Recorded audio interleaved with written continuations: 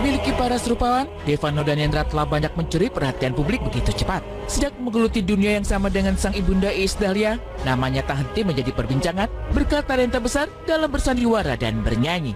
Ia memiliki karisma berbeda. Devano mengaku mampu memikat banyak mata dengan satu lirikan karena gaya yang dibawakannya begitu unik. Memang, pria berusia 20 tahun ini nampak selalu memperhatikan busana yang dikenakannya dengan detail, membawa busana dengan warna berani, serta aksesoris nyentrik. Tak jarang, pelantun tembang menyimpan rasa ini memoles rambutnya dengan warna-warna mencolok, semakin melengkapi looknya yang mempesona. Ya, aku suka eksplornya sama yang berbeda-beda gitu. Aku pengen mencoba sesuatu yang baru dan berbeda gitu. Pakai apa atau kamu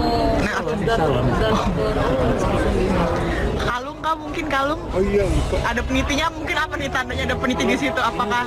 kalau aku sih, jadi aku nolong punya pacar aku, jadi kayak udah sih, itu doang. Tapi kamu lebih nyaman kah berpenampilan sesuka hati kamu tanpa diatur orang?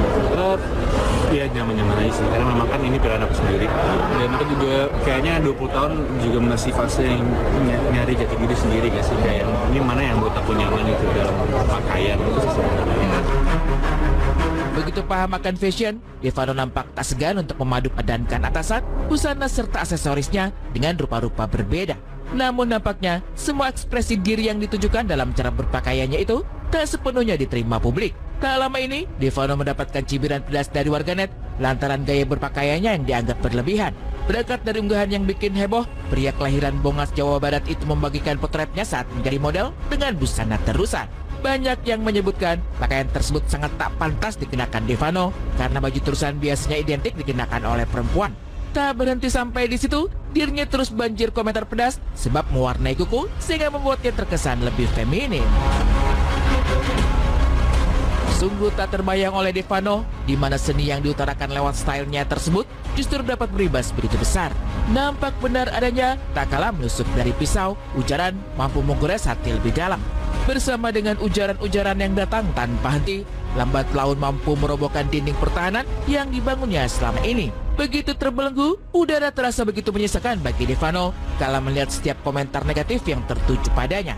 Semua kecamuk yang dialami kemudian dituangkan lewat sebuah postingan dengan muatan keluh kesah hati yang selama ini tersimpan. Dirinya mengaku tak mampu untuk menahan segala gempuran kebencian hingga terbersit untuk mengakhiri hidup. Sebuah potret wajah Devano bersama curahan sengsara yang tertulis dalam captionnya seketika menghebohkan publik termasuk dengan sang ibunda Iis Dahlia. Menyulut terasa khawatir, akhirnya Iis pun memilih untuk juga membantu membenahi kesehatan putranya dengan membawanya ke psikiater. Itu yang bikin gue panik, maksudnya gue lagi pergi sama manajernya dia juga, manajernya dia kan manajer aku juga gitu kan, tapi untungnya aku cari tahu dia lagi ada di mana pas lagi di Bali pula. Coba bayangin lagi di Bali, tapi kok makanya gue bingung, ini kan dia lagi rame loh, lagi sama temen-temennya, kenapa dia begini ya gitu. Terus udahlah aku akhirnya cari tahu ada Nicole, jadi aku WA Nicole, ya dia udah pergi ke psikolog, anak-anak aku bawa ke psikolog.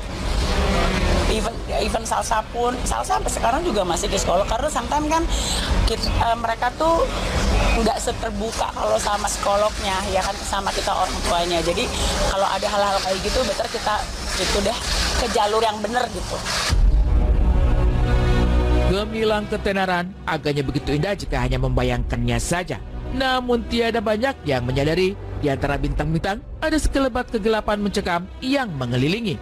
Ya, di balik segala kemudahan yang dimiliki seorang bintang, ada saja kerikil tajam yang mencoba untuk menggulingkan karir mereka. Seperti keadaan yang menimpa Devano dan Hendra, ternyata menyimpan derita tak kalah besarnya dengan gemuruh puja para fans. Berdiri di atas bayang-bayang nama besar Iis Dahlia, inilah yang juga menjadi salah satu tantangan berat untuk Devano karena terus disoroti setiap gerak-gerik dan dituntut mengikuti ekspektasi banyak orang. Susah nggak sih menjadi seorang anak Iis Dahlia mungkin Mama Iis? Susah. Apa nih susahnya Devano? Sebenarnya nggak segampang lah. Setiap hal pasti ada kayak suka dukanya. Ya mungkin aku udah sering banget ngomong ini. Kayak mungkin dukanya ya transparan aja. Aku jadi nggak bisa ngapa-ngapain yang kayak aku lakuin yang aku seneng gitu. Sukanya ya aku punya privilege yang banyak sekali. Tapi kayaknya kamu udah membuktikan bahwa kamu sekarang udah bisa explore diri kamu lebih positif, lebih kreatif mungkin? Seperti apa sih, mungkin udah keluar dari zona nyaman itu mungkin? Ya sebenarnya kalau dibilang udah keluar dari zona nyaman atau enggak sih belum sih. Aku masih mencari diri aku sendiri, mencari jati diri. Tapi yang penting aku pengen bikin semuanya senang aja sih. Aku senang banget ngeliat orang senang. Pokoknya intinya aku pengen bangkit aja sih. Aku nggak mau melulu sedih karena aku juga udah capek sebenarnya. Tapi ya lagi-lagi aku harus bikin semuanya senang karena di sini nggak cuma aku, tapi seluruh dunia juga harus senang. Seolah telah menjadi bagian dari bentuk ketenaran, banyak yang beranggapan bahwa wajar seseorang disoroti sesuka hati karena labelnya sebagai seorang selebriti. Namun tak juga dibenarkan jika ujaran kebencian dilontarkan pada mereka dengan niat menjatuhkan hingga mengulik narasi privasi. Lantas bagaimana tanggapan psikolog melihat sikap Devano yang mengeluhkan hidupnya sebagai selebriti harus serba transparan pada publik? Yang menjadi artis, yang menjadi selebritis itu kan orang tuanya gitu ya. Mungkin kalau orang tuanya udah siap secara mental, secara psikis gitu, udah siap lah ya gitu ya, dengan hal-hal positif maupun efek-efek yang negatif gitu ya, seperti komentar-komentar netizen dan penilaian-penilaian yang juga nggak semua orang kan pro sama kita tapi juga ada yang kontra gitu ya. Nah, tapi kan pertanyaannya adalah apakah pasangan kita, apakah anak-anak kita punya mental yang siap nggak gitu. Jadi artinya kita nggak bisa menyamakan bahwa saya aja kuat, anak-anak saya pasti kuat. Ternyata kan ini terjawab gitu. Jadi nggak semua anak pengen hidupnya terekspos keluar.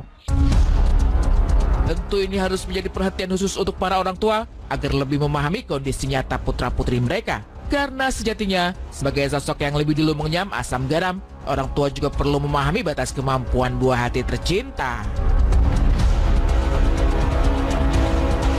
Pasti yang harus dilakukan oleh orang tua ini belum terlambat sih. Pemberontakan yang dilakukan oleh anaknya adalah bentuk protes.